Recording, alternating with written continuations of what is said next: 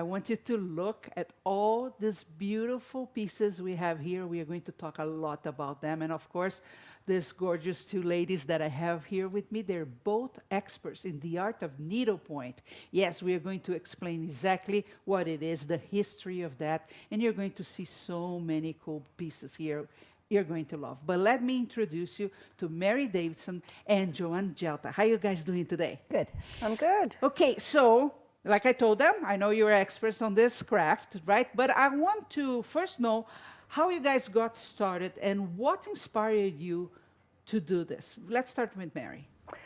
Well, I started this as a hobby because I worked in a very technical field, and I found that my work was so stressful. I needed something to make me happy and fun. Yeah. So with all the different colors and the different fibers and the different pieces, I decided to take a needlepoint class. And what do you think attracts you the most? Is it the colors, the intricacy of the patterns? What is it? I like the colors, but I also, it's sort of like on to the next shiny bauble. This week I like hearts, next week I'm into Easter eggs. So there's really sort of no rhyme or reason to what it is that I'm doing. I just am doing all the time. Well, it's good that you take a week to go from one to another, because me, in about one day, I go from Easter eggs to Halloween to every single one of them. Well, I can sometimes go through 3 different things in 3 different hours. So, it depends on your mood. It depends on how you're feeling. It depends on the weather. And then if you travel, you like to find things That you can do on Sure, the go. the Eiffel Tower and, different types of things that are going on in the countries, because you also get access to different fibers, Nice. different material, different types of instruction. Very cool. So some of the most beautiful things come out of Australia. Nice. And what about you, Joanne? Well, actually, I met Mary at a work. We worked together, and I had always done handwork. And so Mary invited me to go along to a stitch shop, and I didn't know that you could sit down at a stitch shop and take lessons at the stitch shop. And so this stitch shop her specialty was needlepoint, and she did beautiful instructions in how to do all the stitches and how to do all the painted canvas and to do texture into the different pieces. And so Mary and I became best buds and traveled to different places together. Nice. And we always have to find a stitch shop. And then talking about the guild during our lessons, we found out that there were national lessons you can go to. Nice. And so then we're like, oh, travel and needlepoint. That's a dangerous combination. It is. You should hide your credit cards. Everybody else is trying which tourist point I go, and we are thinking which stitching shop I go. Awesome. Now, before we dive into the pieces, because again, we need to show how creative you can get with this. What exactly is needlepoint? Because I do see that there is some confusion online of what it is. So needlepoint is a craft that you use canvas, a counted canvas. These have, there's different gauges of canvas. There's 14 count, 28 count, 16 count, 18 count, which means there's that many stitches per inch. Okay. And so on embroidery, you do it on linen or you do it on the surface, and actually needlepoint is done on a canvas. And there are hundreds of stitches. I have one book here that I have put all different kinds of pictures in and stuff. It's Father B's Stitch Guide. Wow. There's That's your also- favorite? That's one of my favorites. And then there is this needlepoint book. This is kind of the Bible of stitches that a lot of needlepoint stitchers use. And so needlepoint stitches can be just a single stitch. It can be stitches on top of stitches. It could be stitches with beads. there's just an infinite range of things that you can do. So I would like Marley to show a little bit of that table there, because when you look at the variety of stitches that you have, variety of threads that you can use, right?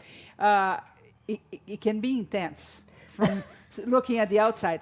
But you guys also have very whimsical projects, smaller projects. So Yes. it doesn't matter where you decide to tackle first. There is a project for everybody. Is that correct? Yes. Absolutely. Yes. So Yes. look how cool that is. We have the Santa, and then the cat is so cute as well. Witches' hats, I love those. And then ornaments. I bet that's not a project that would take very long, right? Each project, depending upon the stitch, is really what determines the time involved. So beading can be one of those things that you see very little success in a large amount of time. But the depth and almost like 3D is what you're hoping to create with the beads, is what causes you to sign up for that. And you told me one example was the dolphins that you have in your back. And that one I would like to show to our audience and then go closer to show the stitches. But you told me that one thing people talk about this gorgeous piece is the dimension that it has, right? Yes, yes. So the dolphins are actually stitched in velour.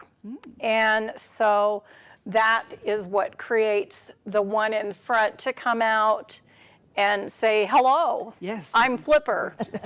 So, and then the fishes, each fish was 8 hours. Wow. Just One fish. one fish, 8 hours of stitching. So the whole project, how long did it take you?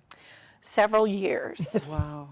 Several years, partially because they quit making the velour. So I was on a The search. treasure hunt. Yes, I was on a search. I do a lot of shopping at Joann's. Hello, Joanne. I know it's midnight, but I'm out of this color. Could you look and see if you have it?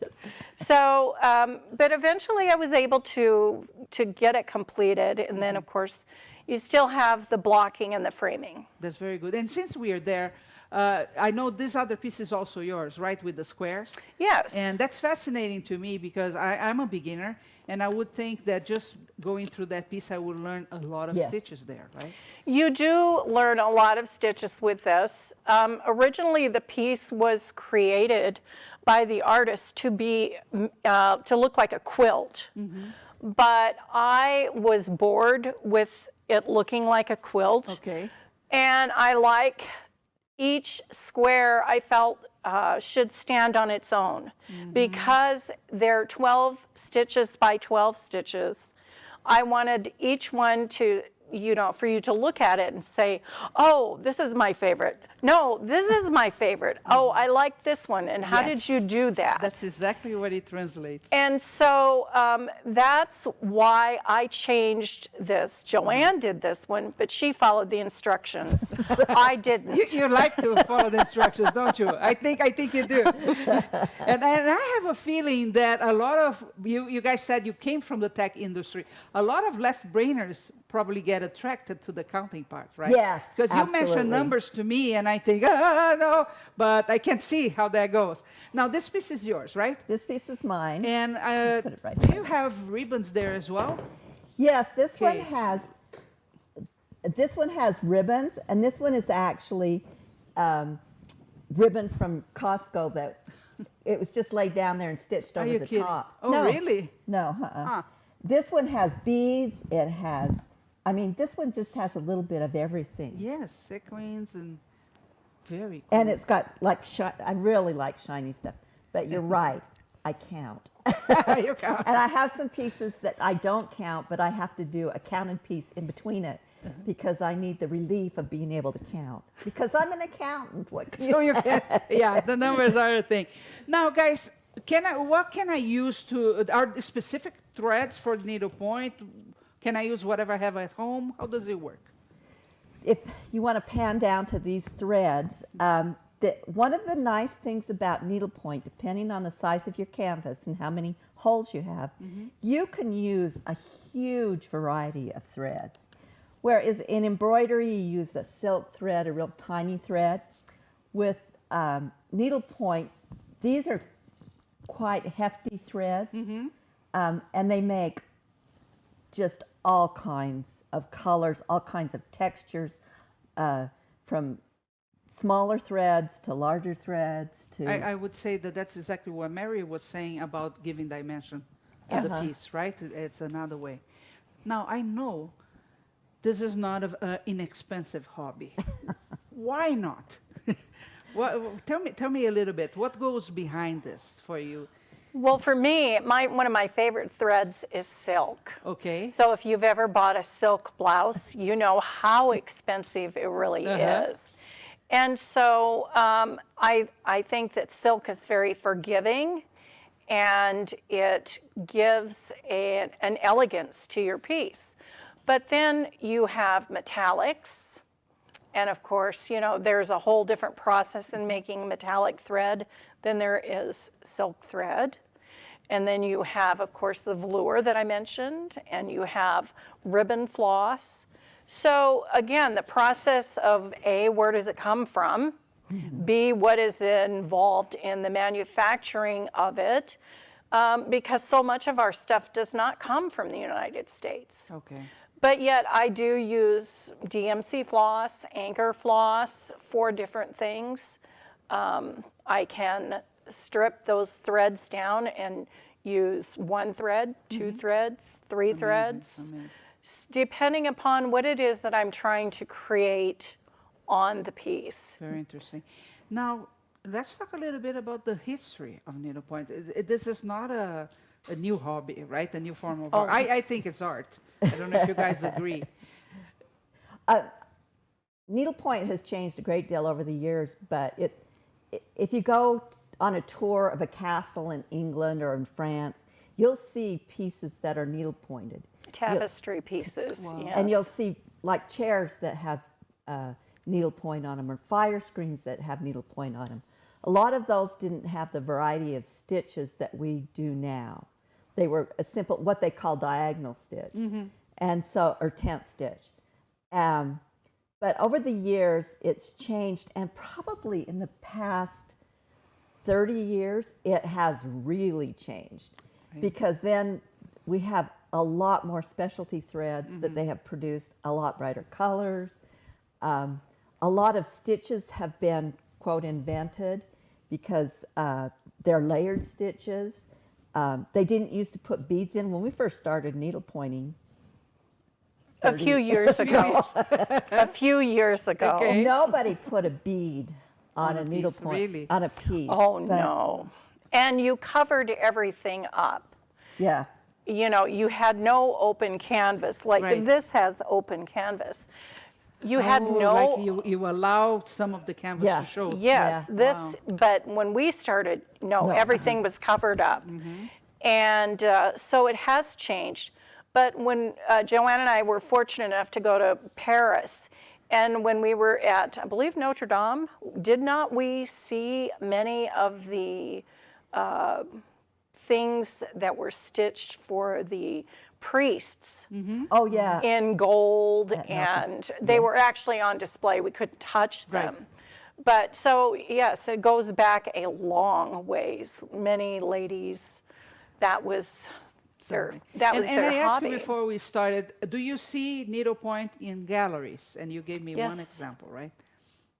Tell me about it. Well, Barbara Bush, who was the former president's wife, worked on a rug for 9 years, and she drug this rug all over the world. Every time her husband would go somewhere, she would have this rug in a bag. Wow. And I just cannot even begin to imagine her dragging 6 Secret Service men to a needlepoint store and having them standing around and the store be closed while she consults about the color of green on this rug. And she may even go, hey, Gary, what do you think about this combination? But she went on to create stockings for all of the grandchildren, and she actually stitched stockings for future grandchildren that had not been Beautiful. born yet. And of course, she has since passed away. And that rug is in the presidential library. Wow. So I think that would be a huge undertaking because it's like 9 feet by 7 feet or Just hope something. Or nobody ever put a foot on that thing. oh yes, Oh, right? no, No. yes. I can't imagine having that laying on my floor in the house. In the house, right. No. So I want to talk more about the pieces that we have here, but there is one question I want to know. So you said the needlepoint has changed in the last few years. More variety of threads, allowing things that were not allowed before. Is it also shifting generations? Is the younger generation adopting or not? You know, that's one of the things that the guilds have really started to try and push, is to get younger people into the guilds, because the guild is aging. And the younger people sometimes are immediate gratification people. And so a lot of these pieces are not immediate gratification. And you sit down, and their lives are so busy and so crazy that they don't have the time to sit down and stitch. It's been hard to get people into the guilds who are younger. And I can see that, but I can also see why it would be a major benefit, right? Because we are all, Yes. now it's like we don't want to watch a video that is more than a minute. We are overloaded with everything that comes towards us. It's very difficult for the brain to sort it out and still maintain your balance. And getting into some type of craft that actually will teach you patience and will allow your mind to buffer is extremely important in the times that we live, right? So I hope they watch this and then they say, hey, why don't I give it a try? And then they, of course, give their own spin. I want to show some pieces we have here in the back, and I would love you to comment the process of that, because see, a pillow, right? That you do you put your pillows on the couch or not? No.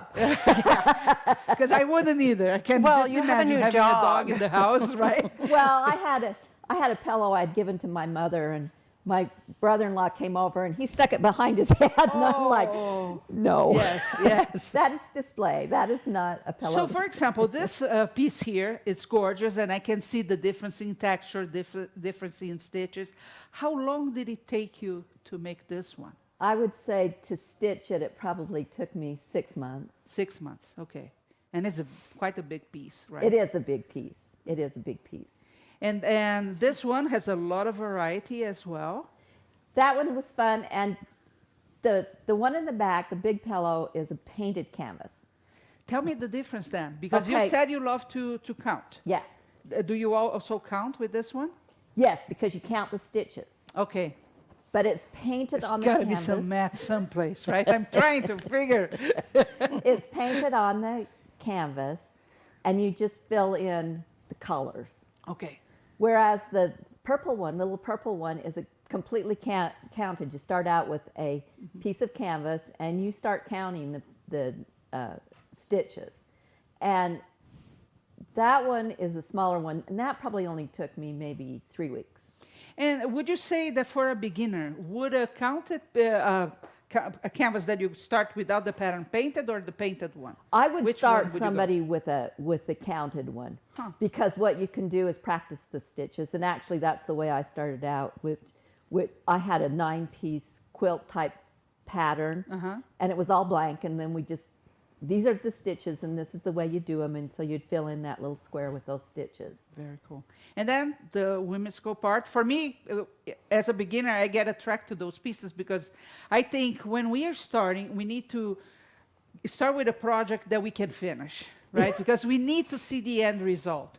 So as a beginner, I wouldn't tackle something that would take me 6, 7, 8 months, because the chances of not finishing are quite big.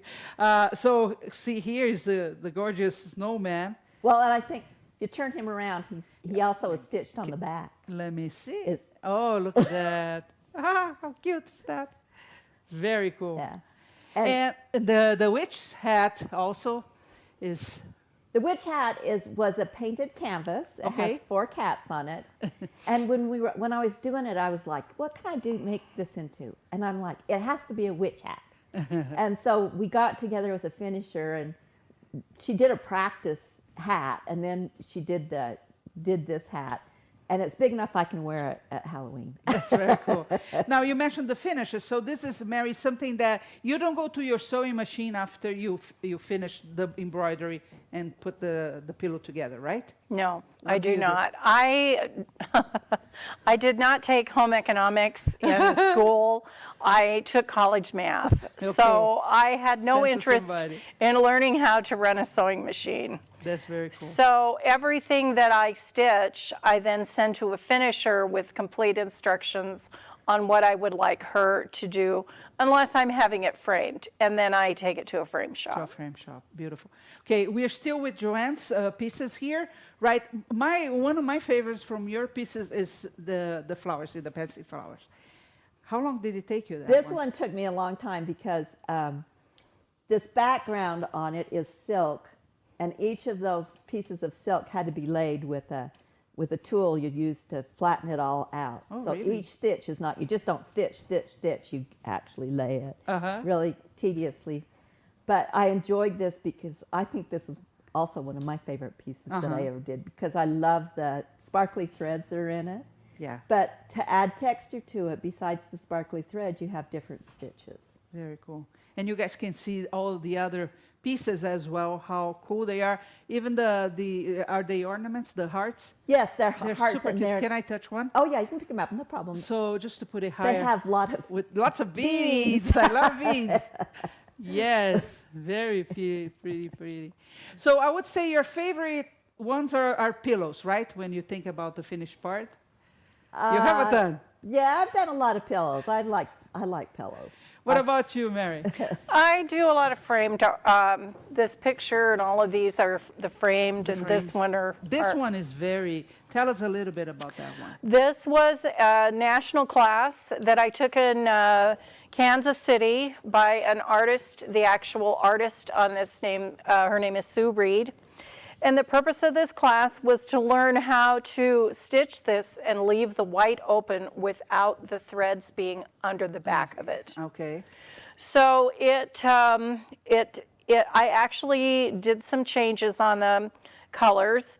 I felt that she had stopped sort of abruptly in the colors that she had chosen. So while I was taking the class, I went to the stitch shop that was actually at the seminar and picked up these colors to continue around. So this piece was to teach how to stitch this with an open part, as well as everything that you see on this side is exactly the same on this side. This piece and that piece are Which one? both. Oh, that beautiful. Let me get out of here so they So- can show. It's worth. Look at this. It is, it's blue? how to manipulate the threads so that you create the same thing all the way around. Wow. And so you don't just sit down and stitch this while you're watching television. You're actually counting every single thread and making sure Wow. that what you do on one side, you do on all And sides. how long did it take you to make this one?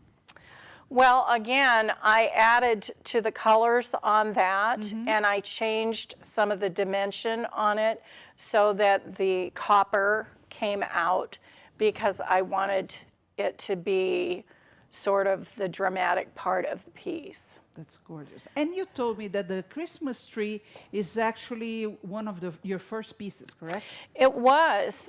This particular piece, the background had to be stitched first, which was all the Christmas tree, which to me was the hard part because it was boring. It was all green, and it was the same stitch over and over and over again.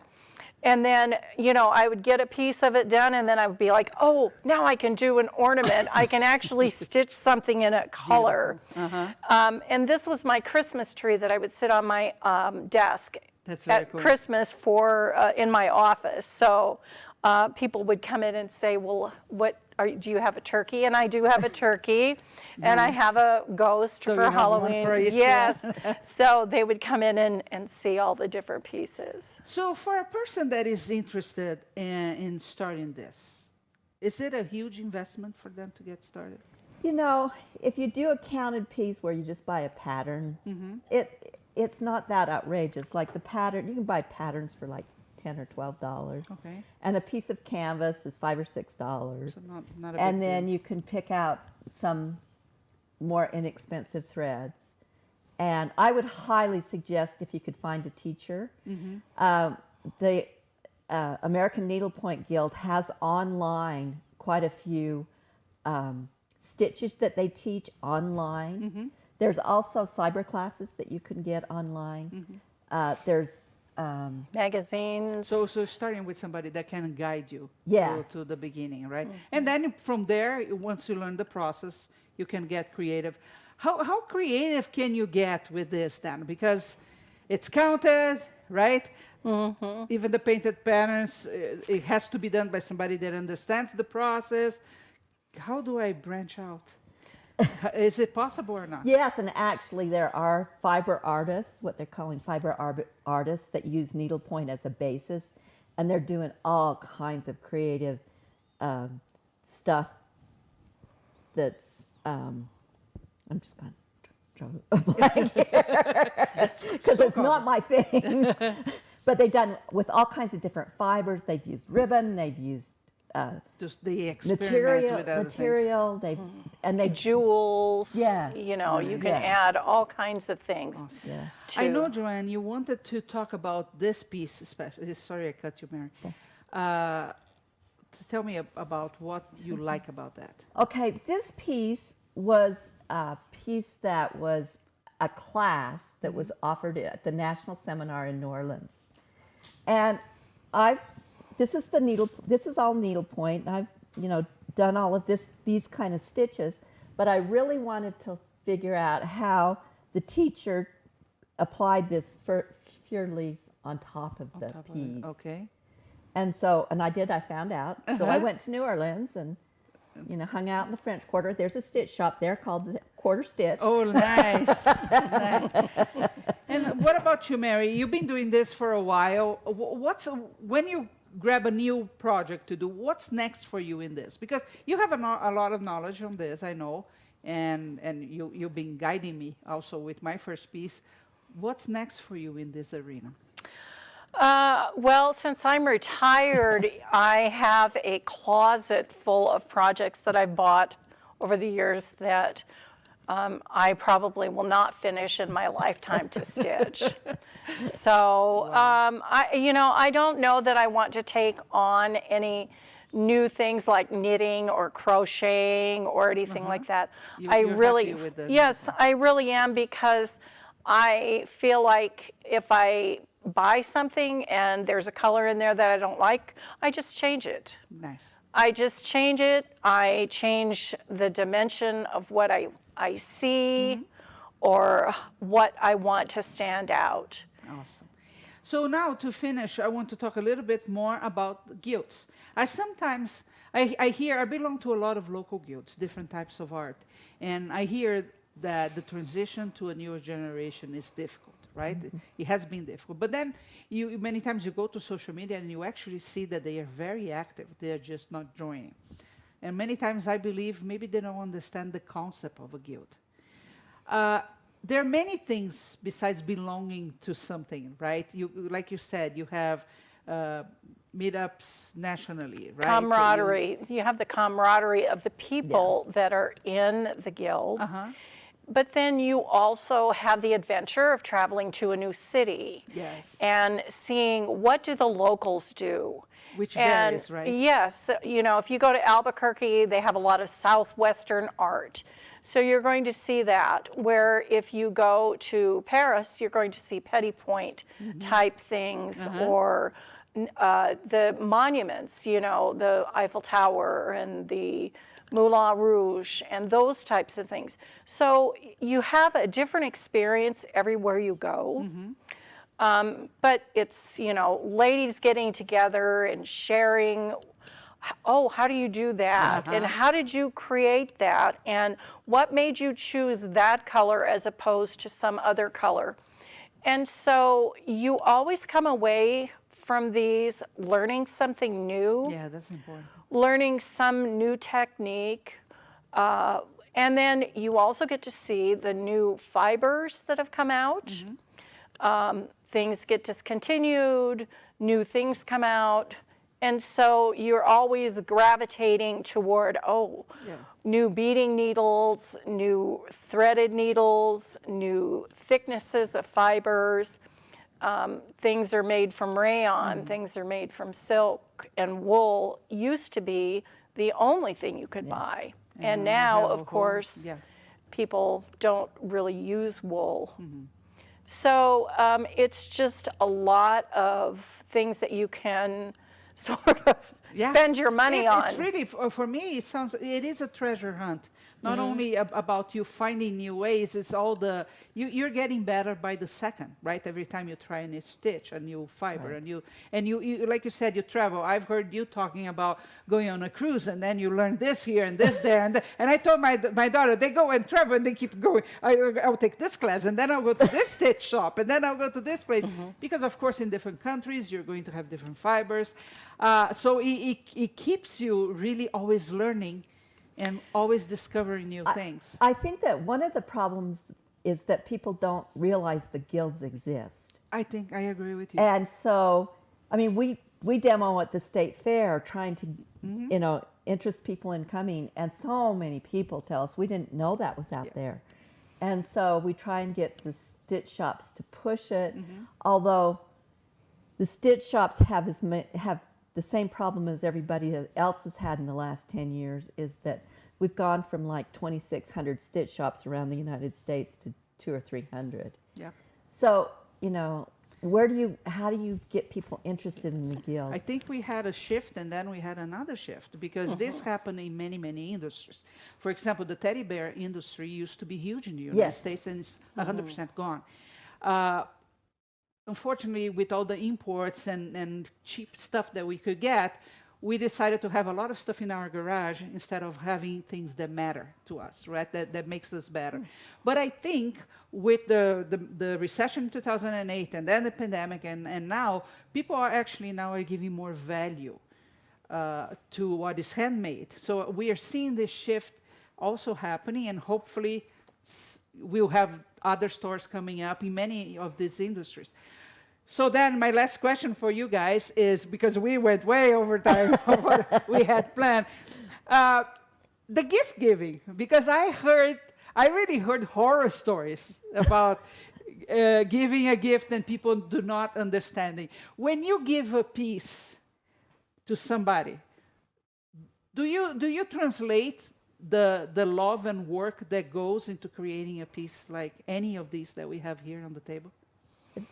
I think that the people that are the recipients of that already know that. We have a friend that she had purchased a hand-painted piece, and it was fairly expensive. And I think in her mind, she thought that she was going to stitch it. In real life, she's a quilter. So she sort of lost interest in it. I took the piece from her, and I actually stitched it and gave it back to her for Christmas. And she has left a note that if something happens to her, the piece comes back to me. Oh, that's good. So I do believe that, but I also believe that people, when you look at something like this, people want to touch it. Yes. And it is not a matter of putting your hands on things. Because you have oil on your hands. It's a piece of art. Yes, exactly. Yeah. I actually heard a story from one of our friends, because I belong to the same guild, that she found one of her pieces in a garage sale for $1. I have it written in my will that you can give away my stuff, you can donate my stuff, but do not put it in a garage sale. Right? That would be really sad. I will. It's a work of sweat and tears, right? Because a lot go into conceiving the right color, the right thread.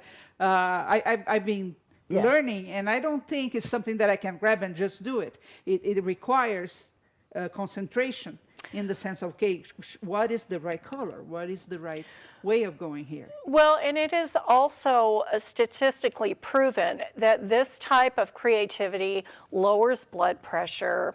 It releases, endorphins and dopamine that makes you feel happy and you get this satisfaction of seeing something come to life before your own eyes.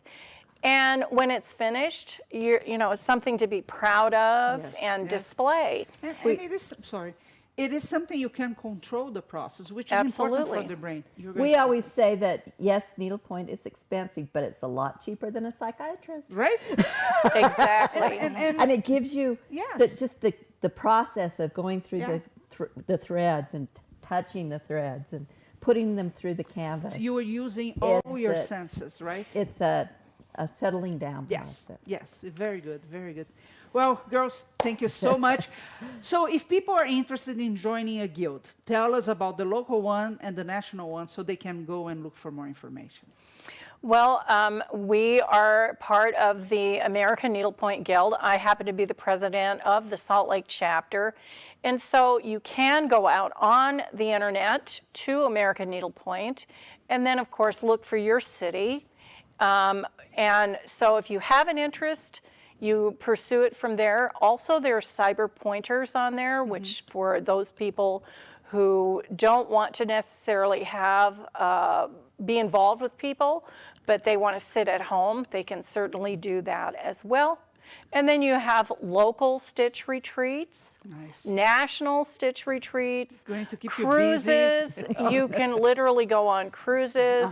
You can go and take classes in virtually any place.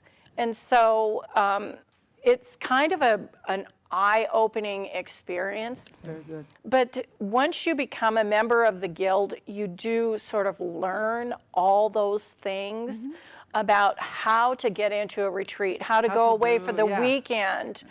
And they don't have these retreats in, some little itsy bitsy tiny town. They go to places like Boston or New York City. And so Ooh. now I know you there. I know. so now you can needlepoint, and then you can go to the museums. And also buy some and- buttons and then some fabric for something else. Yeah. Exactly. So AmericanNeedlepointGuild.com is the Yes. place Yes. for them to go. And of no, course, it's not .com, it's not .org. So Dot let's say it org. again.